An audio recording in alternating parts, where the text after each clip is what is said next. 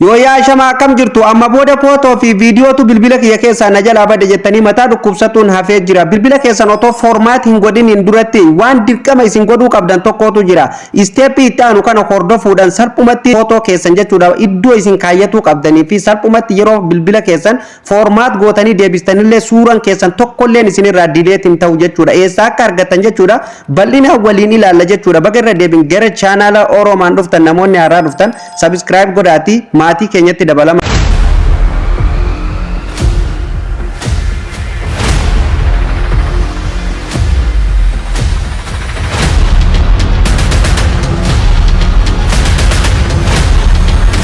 Egaa maamiltoota kiyya kabajamoo walitti deebinee jirra akkuma reef mata duree irraa isiniif tuquu yaale namoonni baay'een bilbila keessan yeroo isin jalaa guute formaat gootan sana booda bilbila keessan keessa suuraa fi dookumantariin adda addaa kan jiru guutumattuu ni bada jechuudha.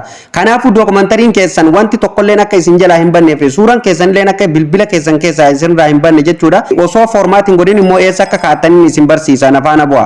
Jalqaba bilbila keessan otoo formaat hin godhin aappii kana bilbila keessanirraa qabaatuu qabdan. Bilbilli nama kamiituu ni qaba jechuudha. Kan hin qabne immoo pilaastorii irra seentanii jechuudha Google Photo jettanii gadi buufattu. Yeroo tokkoof keessa seenaa jechuudha maamiltoota kiyya. Yeroo keessa seennu haala kanaan nuuf fidaa jechuudha. Yeroo inni haala kanaan isinii fide emaila keessan kan irra kaayyatuu qabda san gubbaa kanarratti profaayila keessan irra cuqaastanii jechuudha.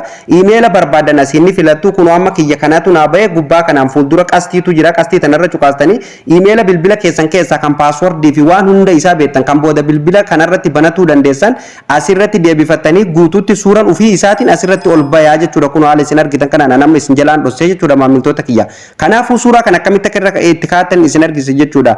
Google Photo immoo akkamitti suuraa keenya keessatti yeroo duraatiif email irratti ol kaa'an akka jedhu jechuudha. Duraan illee barsiisee ture eessaa akka argattan illee viidiyoo isaa jechuudha gara dhumarratti isinitti himaa jechuudha. Mee amma kallattii maaniin irratti ol kaa'ee isin argisiisa jechuudha. Jalqaba immoo email asirratti banuu qabdan email ufiinuu jechuudha akka isin konfarmi walirratti gootan isin gaafata. Kanuma bilbila keessan keessa jirutu asirratti dalagaa jechuudha email jechuudha maamiltoota kiyya. Kanaafu mee amma suuraa tana hundumaayyuu emaila kan asirraa qabu kana malee kan birarratti illee dabarsuu ni dandeessa. Fakkeenyaaf emaila bilbila kanarra hin jirre kan paaswordii isaa beektan irratti dabarsuu ni dandeessu jechuudha. Akkamitti ka jedhu isin argisiisaa jechuudha maamiltoota kiyya. Kanaafu maal gootanii suuruma keessan kana sakandii takkaaf quba keessaniin akkanatti gadi qabdanii jechuudha. Haala kanaan yeroo isin gadi qabdan haala kanaan jechuudha raayitiin itti isiniif godhamaa jechuudha. Kunoo amma ani raayitii itti godheetiin jira jechuudha. Haala kanaan eega raayitii itti gootanii xumurtanii suuraa keessan kan hamma barbaadan jechuudha. Geegaa 15 isiniif kenna jechuudha. GB 15 isiniif kenna iddoo jechuudha. Emailli tokko. Email 4-5 irratti illee suuraa keessan akka isin barbaachisu ol kaa'uu dandeessan.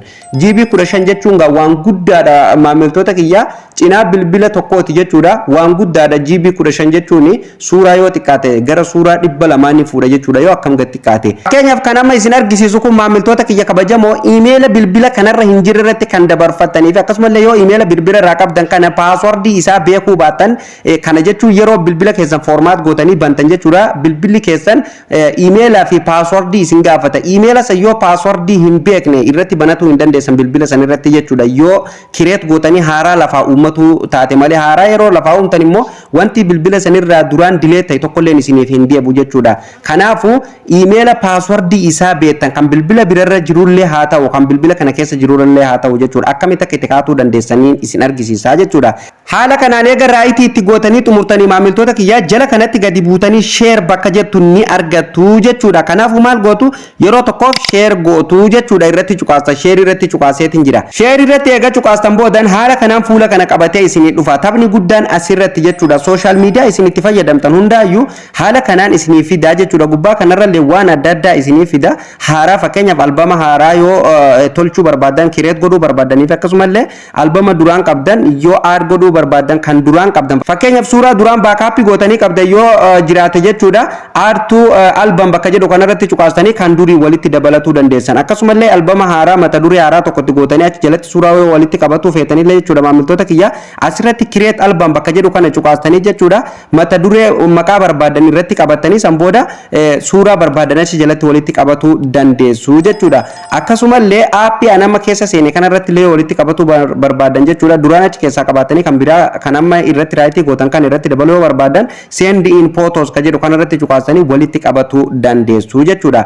Amma kana miti irra murteessan guddaan bilbila eega formaat gootan boodan emaila password fi emaila maqaa emaila sanii beektan sanirratti footoo kan isiniif darbuu danda'u isin argisiisa. Asirratti gadi buutanii tuqaa sadeen kana cuqaastan jechuudha. Amma fakkeenyaaf asirratti Facebook maa fi Messenger WhatsApp tu naa bahe aappiin dabalataa kan hubahuuf maal gootan jechuudha. Kanaafuu isin maal gootanii social media isin itti fayyadamaa jirtan aappiin keessan hundi isiniif hin baane waan ta'eef jechuudha. Amma kan nu barbaannu emaila waan ta'eef ani kiyya emailli asitti naa bahee jira. Isin yoo emailli asitti isiniif bahuu baate maal gootanii kan irra kaa'atuuf deemnu emaila waan ta'eef isin asitti gadi buutanii jechuudha. More bakka jedhu tana tuqaa sadeen kanarra cuqaastanii jechuudha. Aappii emaila hanga isinii bahutti aappiin dabalataa isiniif baha. Fakkeenyaaf yeroo isin tuqaa sadeen kanarratti tuttan jechuudha. Bilbilli keessan jechuudha. Haala kanaan haala amma isin argitan kana maamiltoota kiyya wanti isin keessaa qabdan hundumtuu isiniif baha. Akkanatti suuta jettanii as harkistanii aappii email jedhu kana ni barbaaddu jechuudha maamiltoota kiyya salphumatti jechuudha.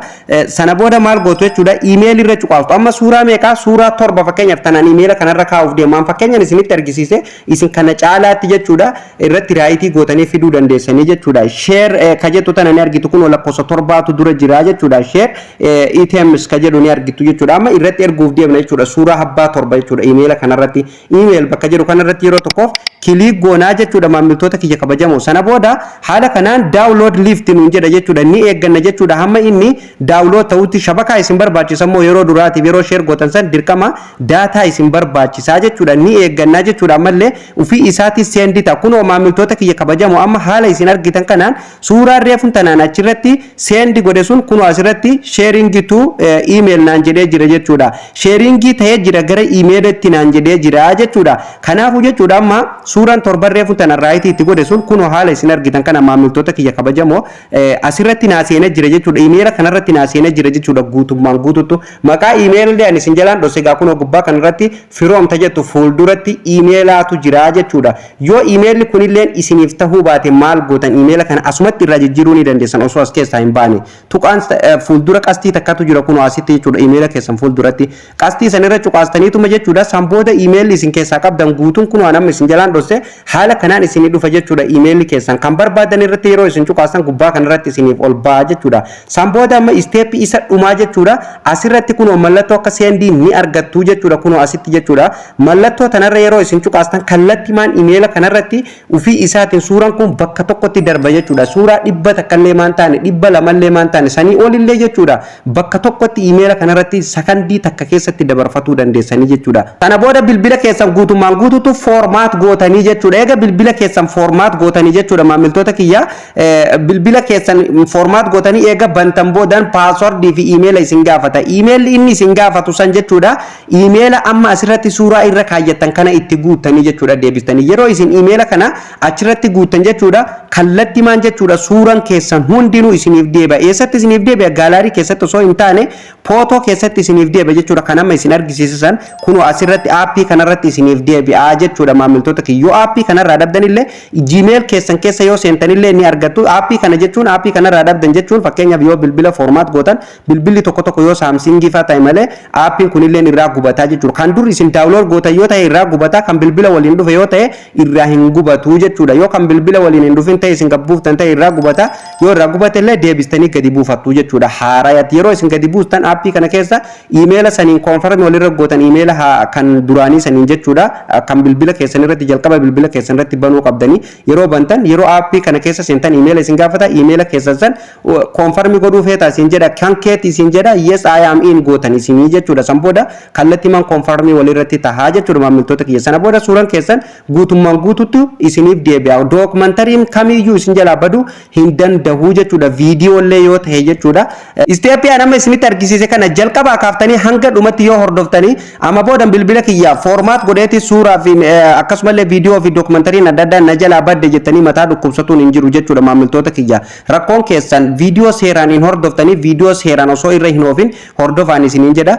Akkasumallee chaanaala kiyya jala barnoota baay'eetu jira jechuudha maamiltoota kiyya as jala waan barbaadan argatuu ni dandeessanii isiniin jedha.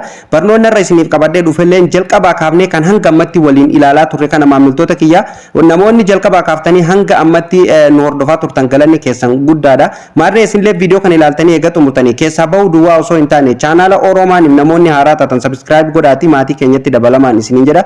Akkasumallee viidiyoon dabalataa guyyaa guyyaa wanti nu gadhiifnu akka isin bira gahuuf mallattoo notification irra kaa'uu hin dagatinaa. Viidiyoon keenya isin gammachiise like tuquu hin dagatinaan isiniin jedha. Bakka isiniif hin galinii fi yaada keessanillee comment commenti jalatti na barreessaa hiriyoota keessaniif share godhuu hin dagatina barnoonni irraaf qabadda sumarratti xumurama barnoota itti aanuun hamma walitti deebinutti turtii gaarii qabaadha